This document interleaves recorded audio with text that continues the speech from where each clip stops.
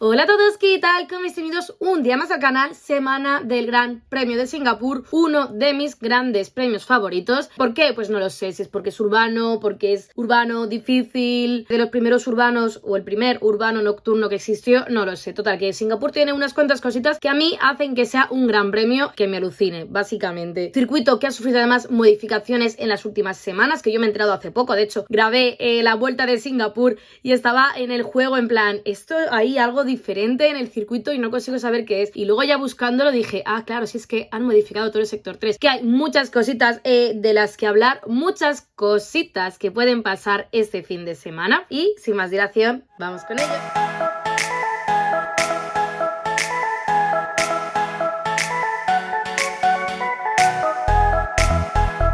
A ver, si yo os digo circuito urbano de Marina Bay, creo que todos sabemos de qué circuito hablo. El circuito urbano de Singapur, un trazado que se construyó en el año 2008 y que evidentemente su primer gran premio fue en el 2008, un trazado que, como prácticamente los últimos que se han desarrollado en la Fórmula 1, ha sido diseñado por Hermann Tilke y, como hemos dicho antes, un circuito que ha sufrido modificaciones. La longitud del trazado este año es de 4 kilómetros 940 metros. Por ejemplo, el año pasado, sin estas modificaciones, era un circuito de 5 kilómetros 63 metros, es decir, se ha reducido unos 100 metros más o menos con estas modificaciones. ¿Qué es lo que ha cambiado de este circuito? Prácticamente todo el sector 3. El sector 3 antes era una convergencia de curvas de ángulo recto, ¿vale? Teníamos las curvas 16, 17, 18 y 19, que si veis aquí impresionando la pantalla eran muy una cosa así. Pues este año toda esa parte del sector 3 es prácticamente una recta. Han eliminado todas esas curvas y es una recta, básicamente porque ¿para qué dejemos curvas si podemos añadir rectas? No sé muy bien por qué han hecho estas modificaciones, pero sí creo que le ha añadido un poco más de facilidad. Ya no es un circuito tan complejo como parecía antes. A mí esa zona era muy lenta, una zona muy compleja, que además, no sé, era como también muy estrecha. En fin, que han cambiado todo eso, han dejado una recta. No es una zona de DRS, eso me ha extrañado un poquito, porque una vez que estaba jugando yo decía, esto tiene pinta de ser un poco zona de DRS, pero bueno, no es zona de DRS, el tema es ese. Se han reducido 4 curvas, entonces ahora tenemos 19 curvas en vez de las 23 que teníamos con la configuración anterior. No sé esto qué va a suponer a la hora del circuito, a la hora de adelantar o no adelantar, a la hora de cómo van a gestionar los pilotos todo esto, pero bueno, vamos a ver qué es lo que supone. A mí me ha parecido extraño, pero lo que digo, creo que le añade un poco de facilidad, la verdad. Se dan un total de 62 vueltas, una más que el año pasado, para completar esos 300 y poquito kilómetros que componen un gran premio. Y contamos aquí con 3 zonas de DRS. La curva de las curvas 5 a las 7, todo el final del primer sector. Luego tenemos entre las curvas 13 y 14 también la segunda zona de DRS. Y luego para terminar entre las curvas 19 y la primera curva, es decir, la recta principal, básicamente. Es un circuito totalmente contrario a Monza. Si en Monza teníamos una carga aerodinámica mínima súper especial preparada específicamente para el circuito de Monza, aquí tenemos una carga máxima, o sea, de pasar de ver alerones planos como veíamos en Monza, aquí vamos a ver prácticamente paredes de alerones. Es un circuito que tiene mucho desgaste de frenos. ¿Por qué? Porque es un circuito en el que tienes largas rectas seguidas de frenadas muy fuertes, de curvas muy cerradas y curvas muy lentas. Entonces esto va a suponer que los frenos sufran, además de por la temperatura y todo eso. Al final estamos en una zona del sudeste asiático en el que hay mucha humedad, hay mucha temperatura, puede haber tormentas, ya hablaremos de la meteorología un poquito más adelante, pero es un circuito en el que van a sufrir los frenos. Y en cuanto a neumáticos, no es tampoco un circuito que desgaste muchísimo, es un desgaste un poco más medio y de hecho llevamos la gama más blanda de los Pirelli. Llevamos el C3, C4 y C5. En cuanto a la vuelta rápida, bueno, como ha cambiado la configuración del circuito, evidentemente no nos sirve la vuelta rápida del año pasado, o vamos, la anterior, que era de 2008, conseguida por Kevin Magnussen con un tiempo de 1:41.905. Yo supongo que este año, al haber quitado esa zona más lenta del sector 3, esta vuelta rápida debería ser un poquito más rápida, porque además también hay circuitos más cortos, entonces supongo que bajarán bastante los tiempos. Estadísticas. El piloto con más victorias aquí es Sebastian Vettel con 5 victorias. También es el piloto que tiene más podios con 8 y también tiene más poles, tiene 4. En este caso está empatado con Lewis Hamilton, que también tiene 4 poles. Es decir, que Sebastian Vettel es un poco el rey y señor del circuito de Singapur. Todos queremos a Vettel, todos amamos a Vettel. Es un circuito que se le ha resistido a Max Verstappen, no ha ganado aquí nunca, ni tiene poles, aunque sí que se ha subido en 2 ocasiones al podio. En 2018 acabó segundo y en 2019 acabó tercero. Veremos si el piloto holandés es capaz de resarcirse un poco en este circuito, que debe ser casi de los únicos donde no ha ganado. El año pasado creo que aquí tuvo mala clasificación, recuerdo que además, no sé si llovió, penalizó Max, no me acuerdo muy bien qué fue. El tema es que salió octavo y acabó séptimo, no pudo tampoco hacer una de sus remontadas, como por ejemplo vimos en Spa el año pasado. Veremos qué es lo que sucede. Ya he dicho, el año pasado también además creo que llovió, la carrera se atrasó, no sé, hubo también de estas vainas que hace la FIA de que cuando llueve pues empezamos a atrasar las cosas sin ningún tipo de sentido. Cositas importantes de Singapur. ¿Se puede ganar siendo desde la pole? Sí, o sea, en los últimos 10 años, ¿vale? Es un circuito que lleva en el calendario de 2008, pero bueno, en los últimos 10 años se ha ganado en 6 ocasiones saliendo desde la pole, aunque los 2 últimos años no ha ganado nunca el poleman. El año pasado ganó Checo Pérez, que creo que salía tercero, voy a confirmarlo. Eso es, el año pasado ganó Checo Pérez, que salía segundo, y en 2019, que fue la anterior antes de pandemia y demás, ganó Sebastian Vettel después de salir tercero. Hay que tener en cuenta también que es un circuito en el que probablemente haya safety car, por lo que hay que estar muy pendiente de los undercuts, de los overcuts, de la distancia, de que puede haber banderas rojas, safety car en cualquier momento para pensar la estrategia. Esto puede ser un handicap muy bueno, sobre todo para Fernando Alonso y esa ansiada 33. Ahora hablaremos también de ello. Pero bueno, son cositas importantes, detalles importantes de este gran premio, de este circuito, que sí nos ha dejado carreras bastante chulas. En cuanto al horario, tenemos un horario prácticamente muy parecido a los últimos fines de semana, con un horario pues eso, muy peninsular, básicamente muy de mediodía español, a ser la noche allí en Singapur. Vamos a ver cuál es el horario peninsular de aquí de España. Los primeros entrenamientos libres son a las 11:30 de la mañana el viernes y los segundos a las 3 de la tarde. En cuanto a la jornada del sábado, 11:30 también los libres 3 y también a las 3 la clasificación, es decir, viernes y sábado tenemos el mismo horario. Y la carrera es el domingo a las 2 de la tarde. A mí me gusta el horario. Vamos a ver ahora los horarios de Latinoamérica. Horarios de viernes y sábado, ¿vale? Voy a decir los de corrido.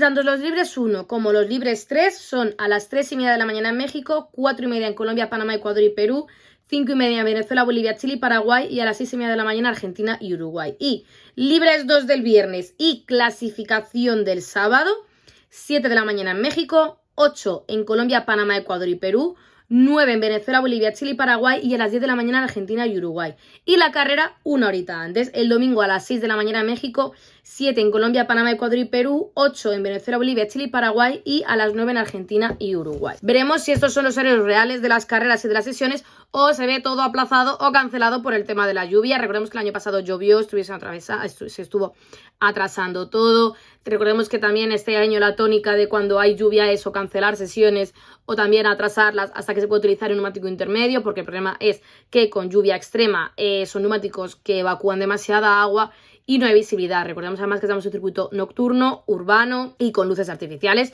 lo cual, bueno, puede ser bueno en el sentido de que no hay que esperar, no hay que estar pensando en que se vaya a ir la luz, porque siempre vamos a tener luz, pero bueno, son cositas a tener en cuenta. Vamos a ver la climatología. Ya os digo que este vídeo lo vais a ver vosotros un jueves, yo lo estoy grabando un martes 12 de septiembre, así que de aquí al fin de semana puede que cambien cosas. Yo lo siento mucho si esto no es 100% preciso en este sentido, pero bueno, a día de hoy, martes 12 de septiembre, 3:30 de la tarde, a ver cuál es la previsión que tenemos para el fin de semana en Singapur. Vale, de momento a mí el viernes me da un 20% de probabilidades de que llueva.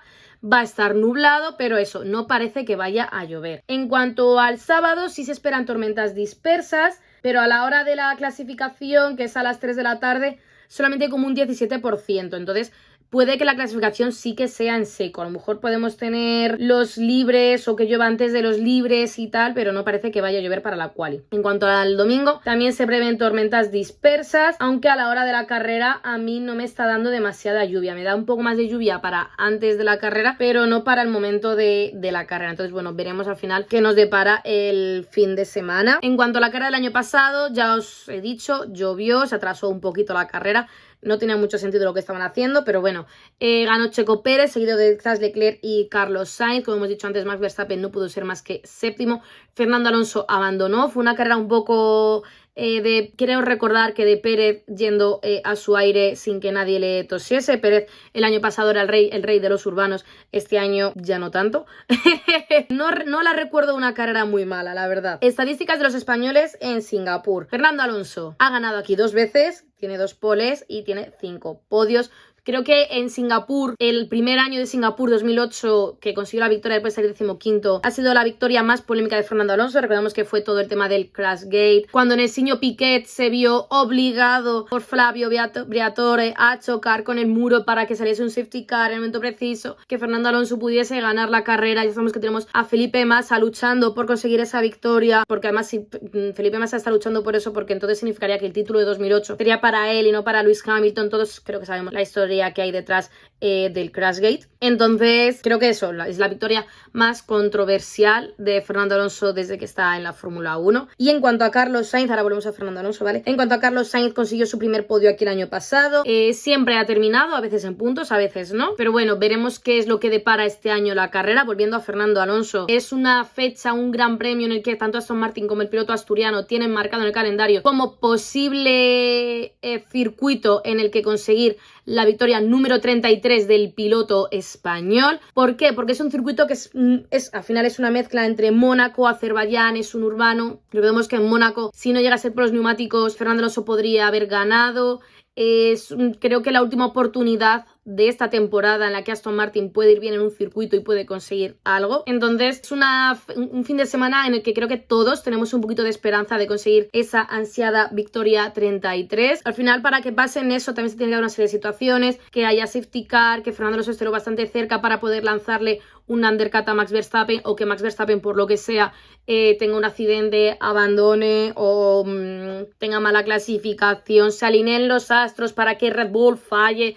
En fin, si se consigue no va a ser fácil, si hay oportunidades no va a ser fácil, nada en esta vida es fácil, menos para Max Verstappen y Red Bull ganar todas las carreras de la temporada. Pero bueno, es un circuito que está marcado también en rojo, entonces hay que ver cómo va Aston Martin aquí. Veremos de un fin de semana en Monza en el que ha estado muy desaparecido, entonces veremos qué pasa. En cuanto a Ferrari, en Baku no fueron mal, de hecho en Baku fue Charles Leclerc quien consiguió esa pole. Carlos Sainz viene de un buen fin de semana en Monza. Hay que ver también dónde está McLaren, que también estuvieron un poco perdidos en el circuito italiano. A ver qué pasa con Mercedes. En fin, cositas que creo que puede ser un buen aliciente para que tengamos una buena carrera este fin de semana.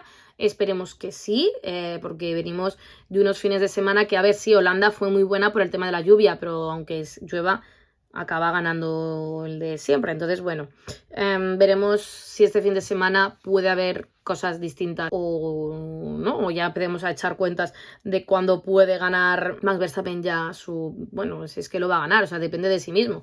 Sí, yo creo que en cuanto gane 2 o 3 carreras más ya debe tener el título, han echado las cuentas, pero tampoco le debe quedar mucho. El año pasado creemos que lo ganó Japón y Japón es el fin de semana que viene. Es verdad que este año todavía quedan 3 sprint, Austin, Qatar y Brasil, entonces son 8 por 3, 24 puntos extra que se tienen que sumar, ¿sabéis? A las carreras que quedan.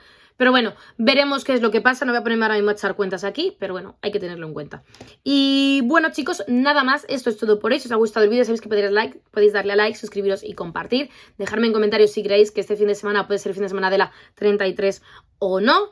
Y también sabéis que podéis seguirme en redes sociales. Es StinsonF1 en Twitch, en Instagram, en TikTok y en X/Twitter. Y lo dicho, eso es todo por hoy. Nos vemos después de la carrera. ¡Chao!